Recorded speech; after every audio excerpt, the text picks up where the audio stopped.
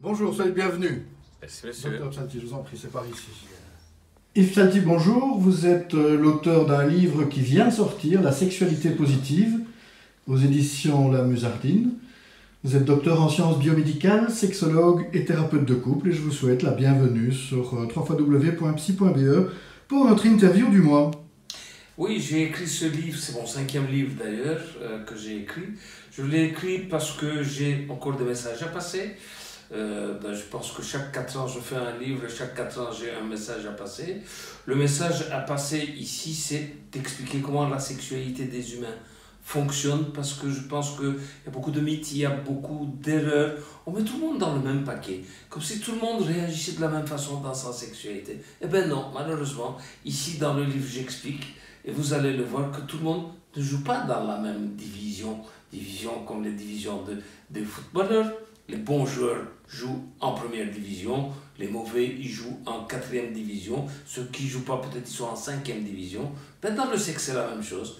Il y a de bons, ceux qui aiment les sexophiles, eux ils jouent en première division. Les mauvais, les sexophobes, ben, ils n'aiment pas tellement le sexe, eux ils jouent en 4e division. Et entre la 4e et la première division, la division 2 et la division 3, je dirais que c'est des intermittents de sexe. De temps en temps, ils font bien de temps en temps, ils font mal de temps en temps. Donc, il y a certaines personnes qui vont passer toute leur vie peut-être en 4e division. Il y a d'autres qui vont passer peut-être une majorité de leur vie en première division. Alors le tout c'est peut-être de ne pas redescendre de division tout au long de la vie, mais avant tout, quand vous avez choisi ce terme de sexualité positive, est-ce que vous ne pensez pas qu'on est un petit peu dans un effet de mode, la pensée positive, la psychologie positive, aujourd'hui la sexualité positive?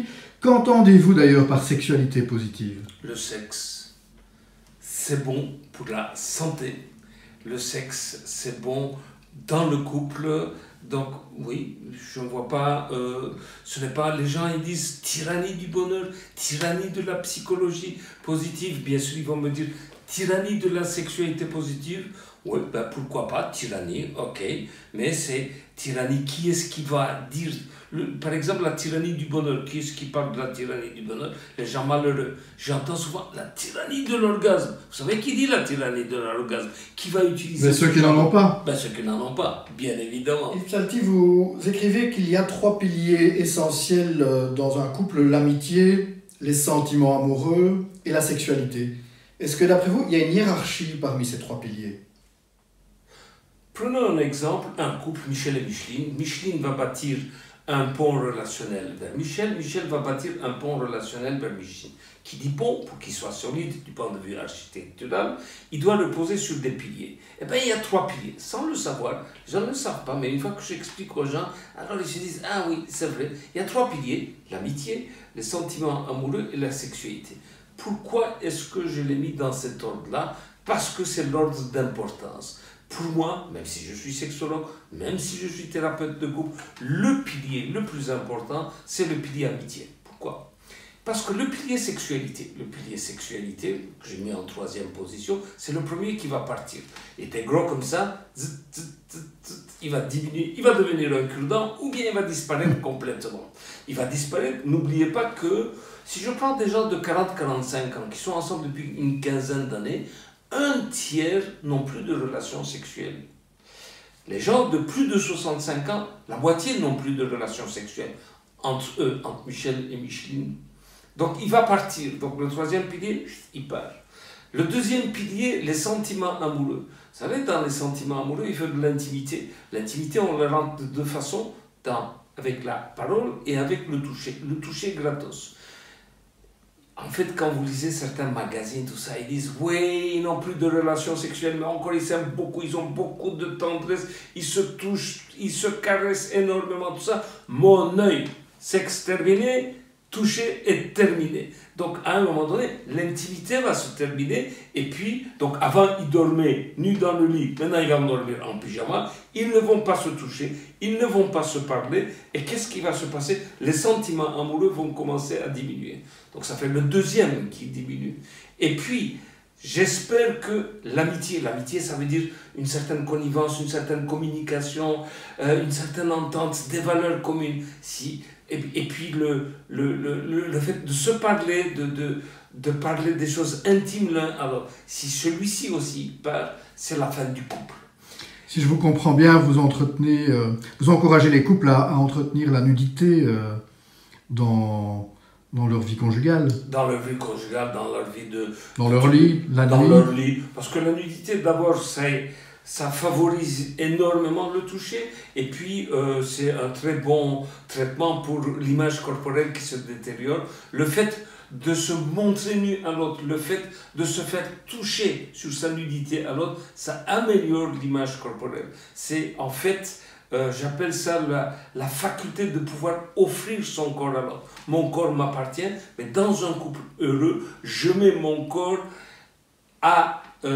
j'offre mon corps, je mets à la disposition du couple mon corps, et c'est ça qui est important. Et les neurosciences nous montrent aussi aujourd'hui que ça fait augmenter le taux d'ocytocine, l'hormone de l'attachement et de l'amour, n'est-ce pas? Et effectivement, donc l'ocytocine a d'autres effets aussi. Donc c'est aussi l'hormone c'est le premier hormone qui fait un pic au moment de l'orgasme aussi. Donc à part l'ocytocine, il y a une autre hormone qui est importante aussi, qui vient de l'hypothalamus, qui est la bêta-endorphine. Donc c'est la morphine endogène. Donc quand on se serre, quand on est ensemble, quand on se touche, donc on a une sécrétion de bêta-endorphine aussi, et où on se sent très très bien. Qu'est-ce qui permet d'entretenir la sexualité comme pilier du couple malgré le temps qui passe Yves Platé, d'après vous, est-ce qu'il y a une réelle usure dans le couple, et notamment au niveau de la sexualité? Est-ce que ça existe vraiment, l'usure du couple? Oui, l'usure du couple, ça existe vraiment. L'usure, mais pas seulement l'usure dans la sexualité. Donc n'oubliez pas les 3 piliers. Et tout doucement, si on n'entretient pas son couple, si on n'entretient pas sa sexualité, le pilier sexuel va diminuer. Les sentiments amoureux vont diminuer. Et puis l'amitié aussi va diminuer. Mais en fait, il y a autre chose. Je ne sais pas où le mettre, peut-être au niveau, plus ou moins au niveau du 2e pilier. Quand on parle... Vous savez, une femme pour faire l'amour à un homme, on a cru qu'une femme, pour faire l'amour à un homme, doit aimer. Donc l'amour, qui est très très important. Mais en fait, c'est pas si important que ça, l'amour. Une femme qui aime, qui n'aime pas, c'est pas aimer qu'une femme doit faire. Une femme a besoin, et ça c'est vraiment dans le monde entier, dans les différentes cultures, on voit la même chose. C'est pas l'amour qui va être le moteur, un peu le moteur de la sexualité d'une femme, mais c'est autre chose. Et cette autre chose s'appelle l'admiration. Du moment où une femme n'admire plus son mari, soit mari depuis 50 ans, les jambes qui étaient écartées, tac, ils se referment, ou bien dans un one-shot, une femme qui n'admire pas ne va pas aller vers l'homme. Donc il faut entretenir l'admiration aussi. Évidemment, malheureusement, Sylvie fait beaucoup de bêtises, et cette admiration qu'elle avait pour lui va diminuer. Et bien tant pis pour lui, s'il veut du sexe, et ben il n'en aura pas. Il n'en aura pas, et puis il va venir se plaindre. Avant, il y avait du sexe, à condition que la femme soit sexophile. Donc une femme qui aime encore le sexe, elle est capable de diminuer la sexualité parce qu'elle n'admire plus l'homme. Donc il faut entretenir cette flamme, il faut entretenir cette admiration pour pouvoir entretenir la sexualité, les sentiments amoureux et l'amitié aussi. Est-ce que vous pouvez définir ce que vous appelez l'intelligence sexuelle? L'intelligence sexuelle, vous savez, il y a plusieurs formes d'intelligence. Vous êtes psychologue, vous devez savoir ça. Oui. Il y a 9 types d'intelligence suivant Gardner.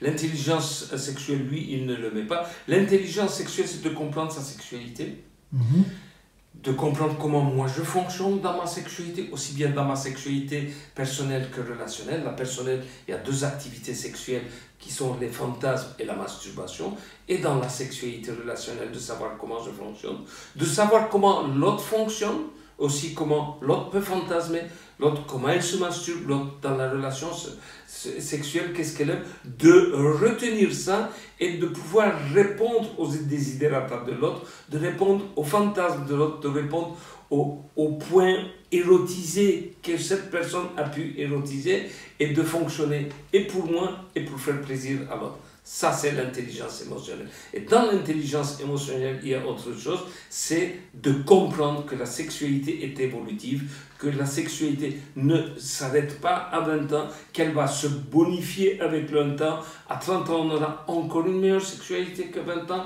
À 40 ans, encore une meilleure. À 60, on s'éclate. 70, oh, c'est encore mieux. Et c'est ça qu'il faut pouvoir expliquer aux gens. Et les gens qui ont de l'intelligence émotionnelle, ils savent faire ça. Les gens qui ont de l'intelligence émotionnelle savent encore séduire l'autre, savent encore comment inviter l'autre, par exemple, dans une relation sexuelle. Vous savez, les gens, plus le couple il dure, plus c'est très difficile. Ils ont des difficultés à inviter l'autre pour débuter une relation sexuelle. Mais les gens qui ont une intelligence sexuelle, eux, ils n'ont rien oublié. Ils savent encore comment séduire l'autre et ils vont pouvoir séduire l'autre pour l'inviter justement à une relation sexuelle. Ça, c'est de l'intelligence sexuelle. Voilà, un message très optimiste, merci. Dans l'introduction, vous avez parlé de différentes divisions au niveau de la sexualité. Mettre les gens comme ça dans des cases, finalement, quel est l'objectif? De quoi s'agit-il? Pourquoi est-ce que je mets les gens dans les cases? Ça pourrait être un peu méchant, quoi. Si j'étais gentil, si j'étais confortant, je mettrais tout le monde dans la même case en disant, voilà, tout le monde fonctionne. C'est pas grave si l'un fonctionne différemment, donc c'est très confortant. En mettant dans les cases, je veux être confrontant et non pas confortant, c'est-à-dire de dire que, vous savez qu'à un moment donné, chacun est dans une case, on peut s'améliorer, mais pour s'améliorer, il faut un peu travailler. Donc la sexualité, c'est intéressant, mais de monter ou bien de descendre dans les ligues, j'appelle ça les ligues, première ligue jusqu'à 5e ligue, c'est possible et c'est donné à tout le monde. Prenons les 5e ligues. Les 5e ligues, pour moi, la 5e division, ce sont les asexuels. Les asexuels, ils n'ont aucune activité sexuelle. Pas de fantasme, pas de masturbation, pas de relation sexuelle. Ni avec eux-mêmes, ni avec les autres. Ni avec eux-mêmes, ni... Alors, il y a les primaires et les secondaires. Les primaires, les asexuels primaires sont toujours pendant toute leur vie, ils ont été asexuels, ils resteront asexuels. C'est 1% de la population, ça fait 70 millions de personnes, presque autant que la France, dans le monde entier. C'est 1%, et là on estime qu'il y a autant d'hommes que de femmes. Alors les asexuels secondaires, c'est-à-dire qu'ils avaient des activités sexuelles, mais à un moment donné, pour x, y raison, ils ont abandonné, ça peut faire même 20 à 25% de la population. Donc là, il y a beaucoup plus de femmes que d'hommes.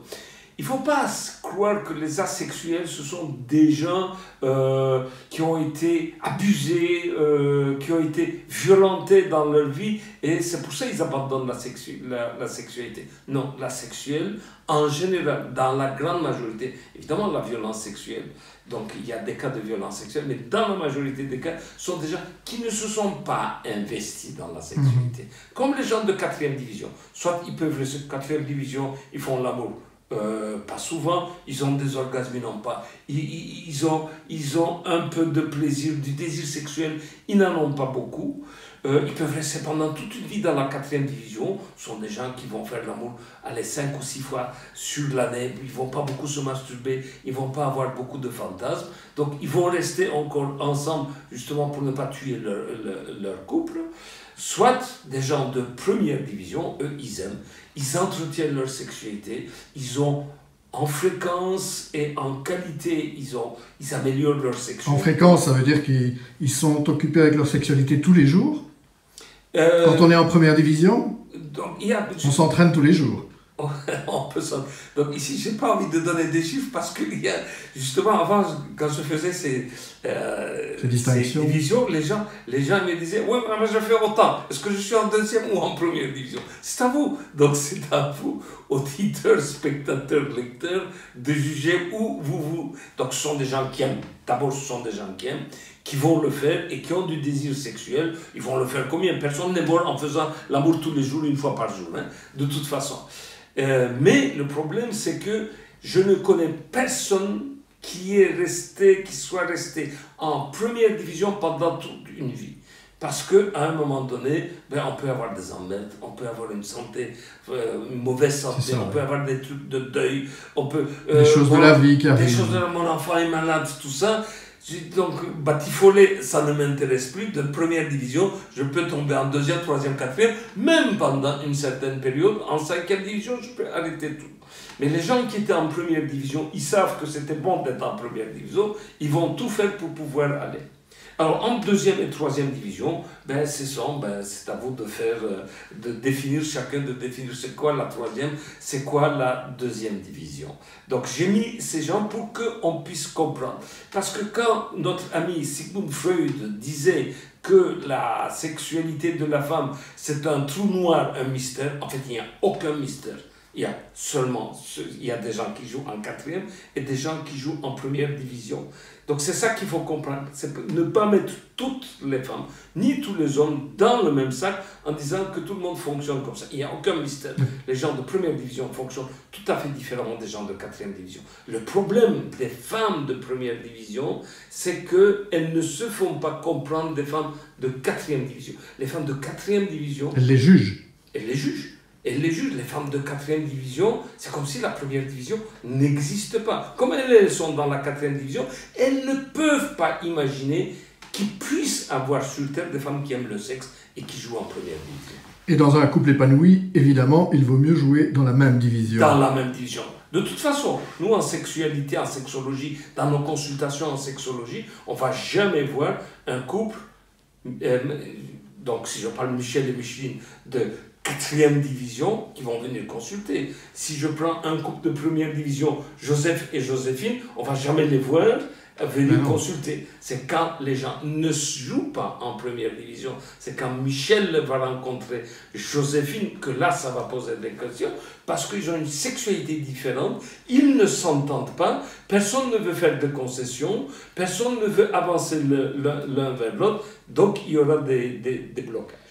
Et Flati, pourriez-vous proposer un exercice pratique aux personnes qui nous regardent et qui seraient intéressées pour améliorer leur vie sexuelle conjugale? Des exercices pratiques, le meilleur exercice en fait, ça va commencer par le toucher. Donc faites une soirée de toucher. Donc soirée, ça veut dire on va passer toute une soirée ensemble, chez soi, à la maison, sans les enfants. Les enfants, vous les chasser de la maison. Hein. Pas besoin d'enfants quand vous faites une soirée comme ça. Vous pouvez commencer par manger, par boire, ou bien vous pouvez commencer par vous prendre une douche ensemble. Vous ne pouvez pas savoir, Dimitri, le nombre de gens qui ne se lavent pas ensemble, qui ne sont jamais lavés ensemble. Donc de prendre une douche ensemble, et puis de rentrer au lit et de se faire une séance de massage sensuel, des caresses avec de tendresse. Il y a plusieurs types de massages. Pourquoi ne pas faire dans le couple un massage type tantrique, où les gens sont nus et ils se caressent, ils se touchent, ils se massent. Voilà un moment qui peut rapprocher le couple. Et puis après, à la fin de la séance de massage, on va voir ce qui va se passer. Commençons par ça. Ou bien on peut commencer aussi une soirée avec une bonne petite table, avec un bon petit repas, avec un bon vin. Vous savez, les gens, dans leur cas, ils ont de très très bons vins. Vous savez que les très bons vins, ils vont le sortir justement quand il y a des invités. D'accord. Le meilleur vin, on ne le sort pas quand il y a des invités, parce qu'ils ne comprennent rien du vin. Mais eux, vous deux, Michel et Micheline, vous savez ce que c'est le vin? Vous l'avez acheté ensemble, ce vin-là. Eh bien, pour les grandes occasions, les meilleurs vins, les meilleurs champagnes, les meilleurs repas, vous le sortez pour vous deux. Et puis, à la fin de la soirée, évidemment, les enfants ne sont pas à la maison, à la fin de la soirée, il faut voir ce qui adviendra. Enfin, en matière de sexualité positive, est-ce que vous pourriez donner un dernier conseil à nos lecteurs et à tout le public qui est en train de regarder cette vidéo? Dernier conseil pour des couples qui durent, qui perdurent, c'est l'intimité. Donc il y a intimité, c'est parole et toucher dans l'amitié. Donc en parole, ça veut dire une bonne communication, une communication positive, encore une fois. Donc avec beaucoup de respect. Toucher aussi, quand on se parle, on peut se toucher les mains. Dans les sentiments amoureux, évidemment, avoir aussi l'intimité. Donc la parole, quand on aime quelqu'un, de lui dire. Le toucher, on peut se toucher, on peut se caresser avec beaucoup de bienveillance et beaucoup de tendresse. Et dans la sexualité, la parole. C'est ça qui manque un peu chez les couples, surtout les couples un peu sexuels. La parole, vous dites? La parole, il n'y a pas de communication sexuelle. Ils ne parlent jamais sexe. Ils ne parlent pas, ils ne disent rien, il y a plein de tabous, ils sont muets sur la sexualité. Donc introduire une communication au niveau de la sexualité et puis le toucher dans la sexualité, c'est les techniques de faire de l'amour. Vous savez, sur Internet, tout existe, il suffit de voir comment on caresse, comment on fait de l'amour, dans quelle position on fait. Donc les gens qui arrivent à garder l'intimité dans les trois piliers, c'est des gens qui vont avoir une vie de couple longue, heureuse et épanouie. Voici où est le secret. Ce sont des personnes curieuses finalement de la vie et de leur sexualité. C'est le mot, Dimitri, c'est le mot, je pense, le plus important, c'est la curiosité. Et malheureusement, c'est ça qui manque aux gens. Donc curiosité, motivation, vouloir travailler et surtout pouvoir se dire le sexe c'est pour moi, pour mon propre bien. On ne fait pas du sexe pour faire plaisir à l'autre. Ça ne marche pas. Mais justement, ça marche 3 ou 4 mois. Et puis les gens retombent dans leurs anciens travers. Donc le sexe, c'est pour moi, pour mon propre bonheur, pour ma propre santé sexuelle. Voilà les bons messages à passer auprès de vos auditeurs. Yves Psalty, merci pour cette interview. Et puis je recommande à tout le monde de lire votre livre, Sans tarder, la sexualité positive. Merci. Merci.